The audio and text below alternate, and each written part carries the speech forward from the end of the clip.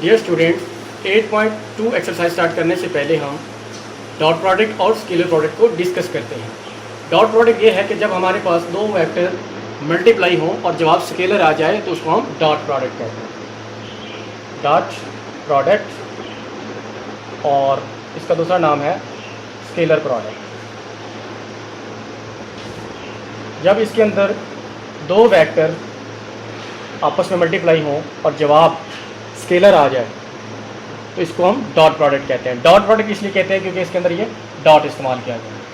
इसके अलावा ये फार्मूला बनता है इसका A mod into B mod into cos theta. ये एक फार्मूला प्रूव किया गया है और प्रूव करने के बाद ये फार्मूला बना है। अगर हमारे पास दो वेक्टर्स हों, ए वेक्टर डॉट बी वेक्टर, जैसे कि आई जे के, और इनको हम मल्टीप्लाई कर रहे हैं किसी और वेक्टर के साथ आई जे के, इसका डॉट प्रोडक्ट करवा रहे हो तो इसमें क्या होता है, आई को आई के साथ, आई को जे के साथ, आई को के साथ मल्टीप्लाई करेंगे, जे को आई के साथ, फिर जे को जे के साथ, जे को के साथ, के को आई के साथ, के को जे के साथ और के को के साथ मल्टीप्लाई करेंगे। जैसे कि I dot I plus I dot J plus I dot के, फिर जे को साथ जब मल्टीप्लाई करेंगे वो बन जाएगा J dot I, J dot J plus J dot के। फिर हम के को मल्टीप्लाई करेंगे तो वो बन जाएगा के डॉट आई जमा के डॉट जे जमा के डॉट के। अगर हम इनके दरमियान होने वाले एंगल को नोट करें तो आप देखेंगे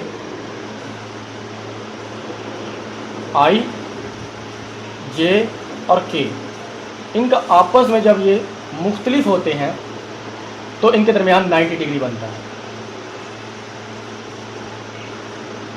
जब एक से होंगे तो इनके दरमियान एंगल 0 डिग्री बनेगा।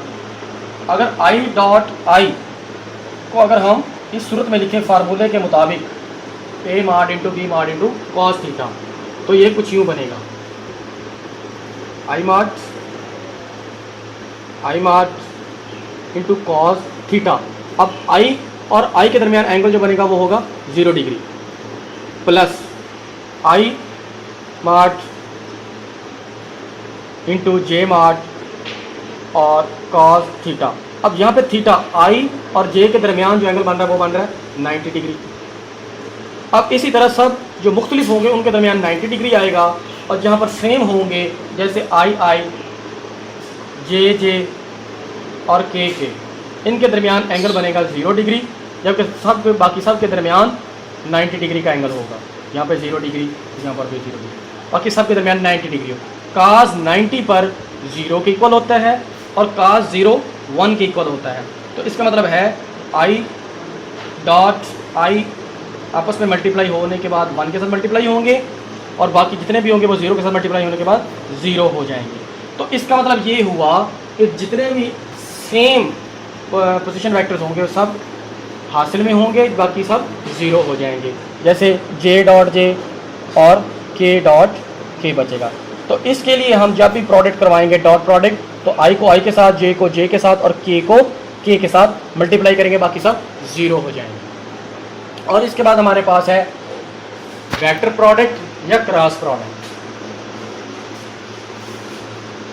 क्रॉस प्रोडक्ट या वेक्टर प्रोडक्ट में क्या होता है कि जब दो वेक्टर्स आपस में मल्टीप्लाई होते हैं तो जवाब भी वेक्टर आता है, उसको हम क्रॉस प्रोडक्ट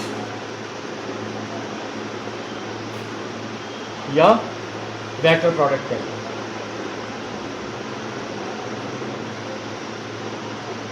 इसमें क्या है, अलामत यूज़ की जाती है क्रॉस की, ए क्रॉस बी। अब ये दो वेक्टर्स में मल्टीप्लाई हो रहे हैं तो इसमें भी वही सिचुएशन होगी, लेकिन इसमें एंगल हमारा चेंज हो जाएगा, A mod B mod into sine theta. अब ये भी उसी तरह मल्टीप्लाई होंगे जैसे कि आई जे के आई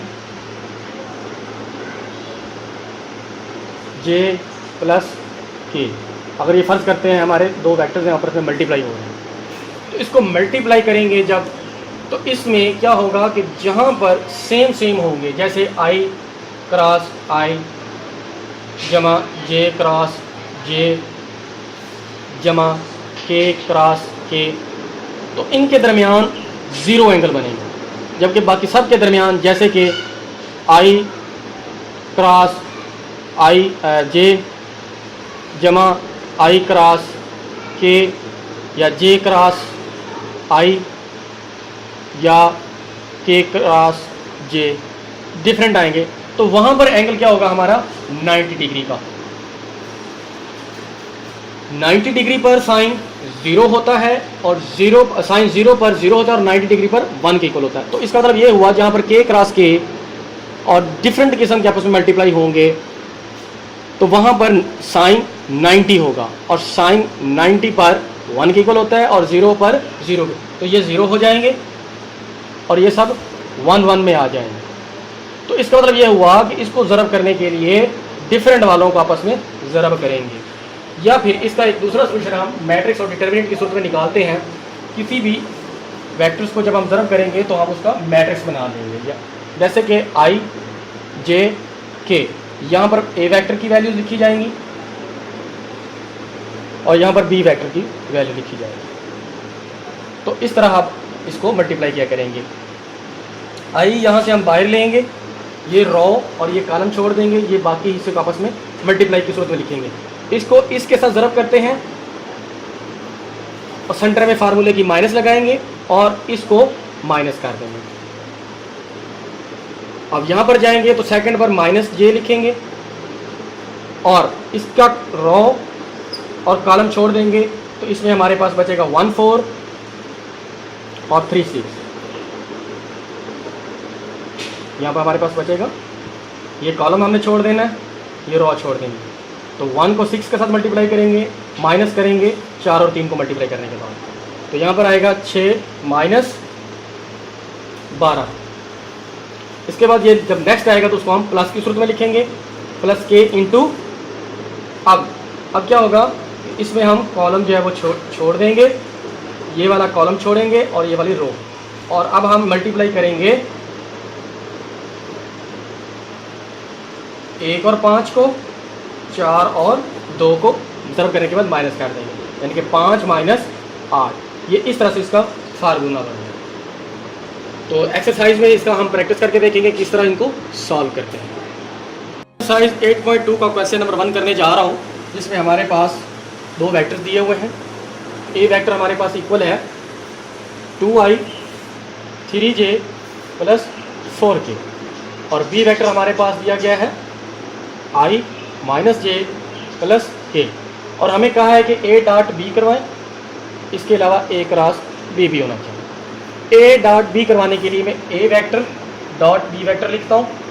ए वेक्टर हमारे पास है 2i plus 3j plus 4k, centre में डॉट की अलामत, bracket i minus J plus के। यहाँ से i को i के साथ मल्टीप्लाई करें, j को j के साथ मल्टीप्लाई करें और k को k के साथ मल्टीप्लाई करें और इनकी वैल्यूज लिखें। सिर्फ कांस्टेंट को मल्टीप्लाई करेंगे। 2 को 1 के साथ मल्टीप्लाई किया 2, 3 को माइनस 1 के साथ मल्टीप्लाई करेंगे, यहाँ पर लिखा हुआ नहीं है, सिर्फ कंसिडर करेंगे क्योंकि जहाँ पर नहीं होगा उसको हम 1 कहेंगे। 3 मल्टीप्लाई बाई माइनस 1 तो ये हो जाएगा -3। 4 को 1 के साथ मल्टीप्लाई किया तो +4 बन जाएगा। 4 जमा 2 6 हुए, 6 माइनस 3, जब इसमें से माइनस करेंगे तो जवाब आएगा 3। तो इसका मतलब यह हुआ कि a डॉट b बराबर है 3 के। अब मैं इसका क्रॉस प्रोडक्ट करवाता हूँ। क्रॉस प्रोडक्ट करवाते हुए डिटरमिनेंट बनाना होता है, मैट्रिक्स बनाना होता है। जैसे कि मैं लिखता हूँ i j k, यहाँ पर कांस्टेंट जो पहले होगा उसको हम पहले लिखेंगे। ए वेक्टर पहले है तो उसकी वैल्यूज को भी हम पहले लिखेंगे। 2 3 4, 1 माइनस 1 1, 1 माइनस 1 और 1, ये हमारे पास डिटर्मिनेंट आ गया। अब हमने इस डिटर्मिनेंट की वैल्यू फाइंड करनी है। ये है हमारे पास ए क्रॉस बी वेक्टर। अब आई हम बाहर लिख देंगे, ब्रैकेट लगाएंगे, इसकी कॉलम को और इस रो को छोड़ देंगे तो हमारे पास 3 1 माइनस 1 और 4 बचता है। 3 को 1 के साथ ज़रब करेंगे तो 3, माइनस 1 को 4 के साथ ज़रब करेंगे तो -4 और 1 माइनस फार्मूले वाला, माइनस माइनस जमा में तब्दील होकर जमा के 4 बन जाएंगे। फिर उसके बाद ये माइनस जे लिखेंगे, पहला जमा का आई, दूसरा माइनस का जे, ब्रैकेट। अब ये कॉलम छोड़ दें और ये कतार छोड़ देंगे।